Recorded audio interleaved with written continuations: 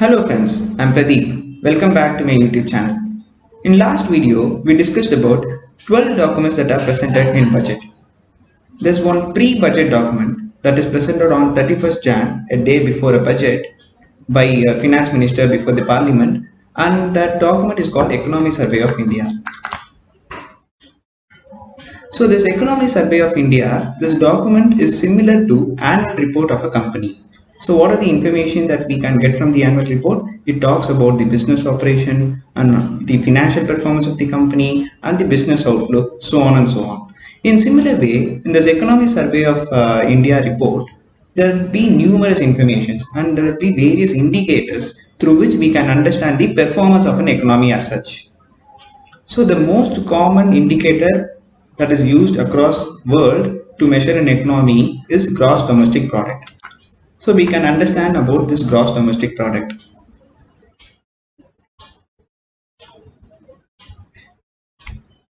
So what is this gross domestic product?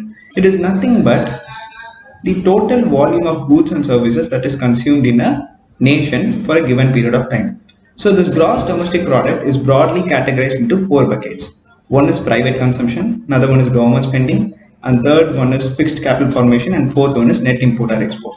This private consumption is nothing but the household expense that we do, and the private companies, they would also be doing some expenses on a routine basis. All those things would be covered under this bucket. And government expenses, that is the government's day-to-day expenses and the government's expense on the welfare schemes and so on and so forth. And this is the investments in the capital asset, both by private as well as by government. Capital asset means which has the capacity to generate return in future. So it could be in the form of land or building, or even it could be in a form of plant and machinery or some other assets which has the potential to create return in future. And then net import or export, that is export minus import. And then this GDP can be presented in two forms. One is what is called as real GDP, the constant price GDP. Another one is nominal GDP with inflation. So here only people are getting confused.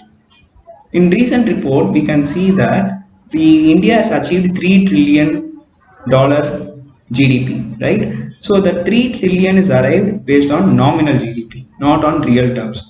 In real GDP, we are still 145 lakh crore. That is between somewhere between 2 trillion or so. So what is the difference between two? Let's try to understand with an example. So in 2021, the quantity of rice that is produced and consumed in terms of kg is 100 and price per kg is 25. So the total value of goods that is produced and consumed is 2500. That is 25 into 100. And then on 2022, that is the next year, the actual production and consumption of rice has actually increased by 5%. So it was 100 kg in previous year, now it is 105 kg. Whereas the price has increased from 25 to 28, almost 10% due to inflationary effect.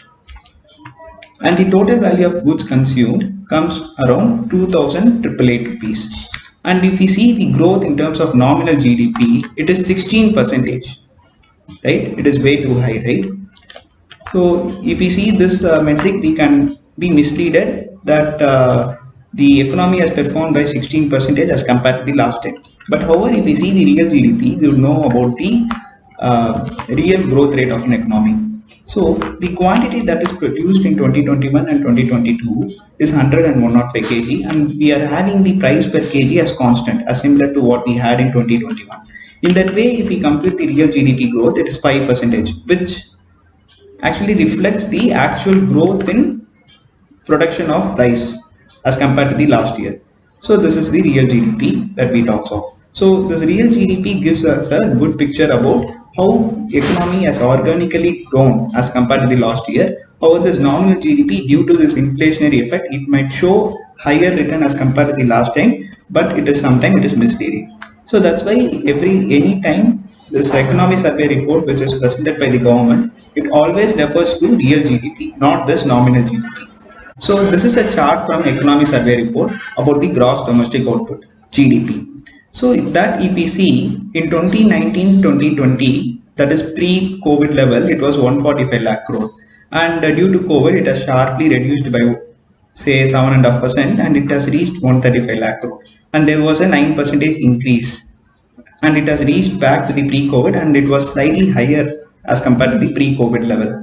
And this is the chart which shows the quarterly movement in GDP.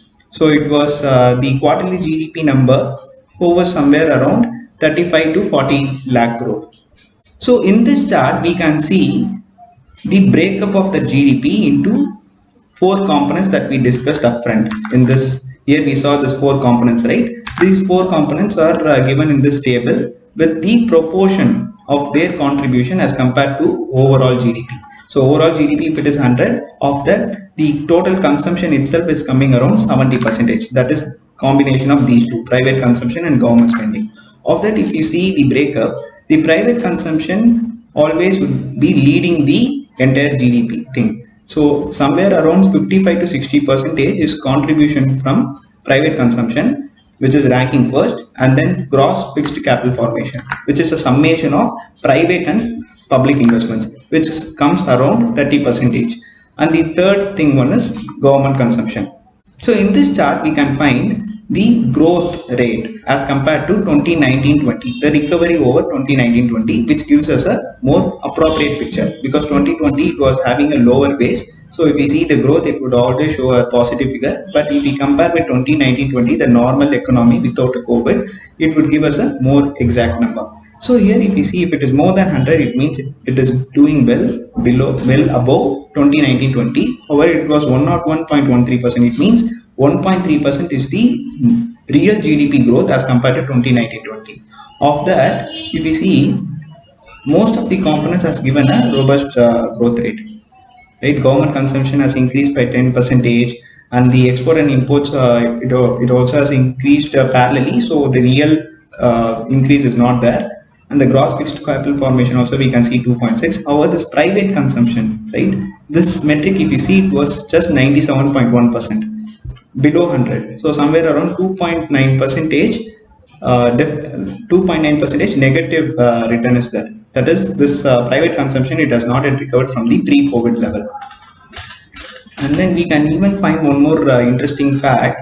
This consumer confidence index, it has actually dipped after COVID, and it has not reached back to the pre-COVID level. That is, still the middle class people are afraid to do lot of expense because they are worried about their future income.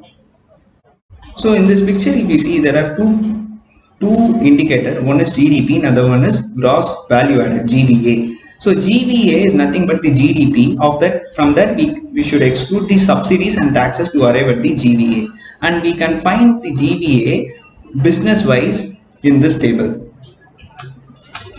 Right, so of the total GVA, agriculture contributes around 20%, and the industry manufacturing, mining, and electricity, gases, and construction contribute somewhere around 28%, and 53% is contributed by service industry.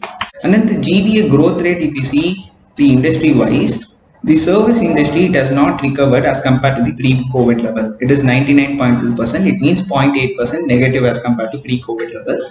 And of that, if you see, the main reason why it has not recovered is due to this trade, hotels, transport, and communication sector.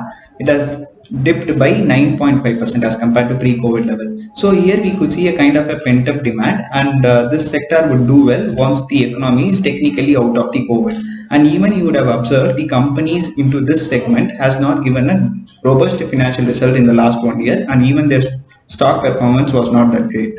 But we can see a good price movements in future due to government push in infra as well as this sectors, so that they could come out of the dent caused by COVID. And then even the construction sector, if you see, it has not recovered from the pre-COVID level. And the government is also giving a lot of incentive to this industry to come out of this impact caused due to COVID. And even the hotel occupancy rate, that also has not reached back to the pre-COVID level. And pre-COVID, it was somewhere around 70 to 80% would be the occupancy rate. Now it has reached back to 50 to 60%, and this also the causing the service industry to dip as compared to the pre-COVID level. So this economy survey document can be accessed from the same place, that is indiabudget.gov.in, and there are so many documents that is there in this economy survey. Of that, we discussed about the state of economy in this video, and we can see other important metrics that would give us a more inference about the performance of a nation in the upcoming videos. Thank you very much. I would request you to support my YouTube channel in order to post several videos similar to this. Thanks.